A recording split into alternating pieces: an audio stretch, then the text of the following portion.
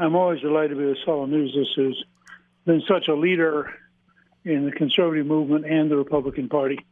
Welcome to the Saul's Newsstand News Rewind for January 31st, 2025. Politico reports, Senate's reconciliation blueprint is ready to go, Thune says. Senate Majority Leader John Thune said in an interview that text is ready for a budget blueprint that would tee up a two-bill approach to the GOP's ambitious border, energy, and tax agenda. Under the Senate plan that has been described by multiple lawmakers, Republicans would first attempt to pass a smaller bill encompassing border security, defense, and energy measures. Later would come a larger, more complex tax-focused bill. Both would be passed under party line reconciliation procedures, which first requires the adoption of an identical budget resolution by the House and Senate. The text Thune referred to would provide for passage of the first bill. Another blueprint teeing up the second bill would follow.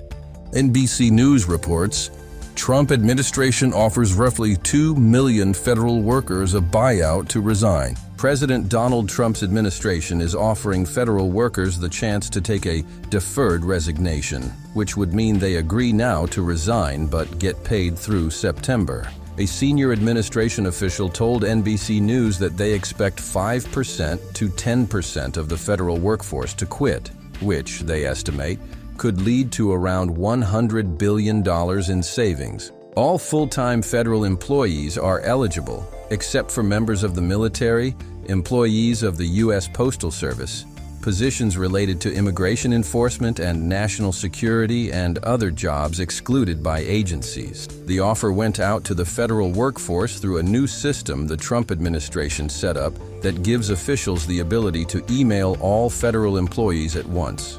The email included a draft resignation letter for them to review. If a person wishes to resign, they will be able to reply with the word resign.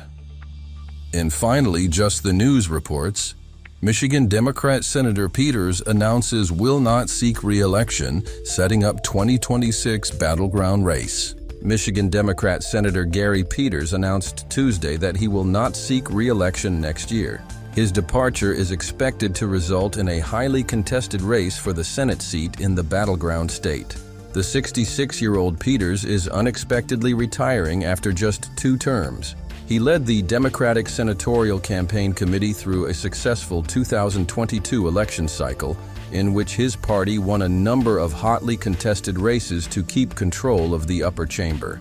But 2 years later, Republicans flipped several highly competitive seats, costing Democrats their Senate majority. And that concludes your Saul's Newsstand News Rewind for January 31st, 2025. For more political news faster, visit saulsnews.com.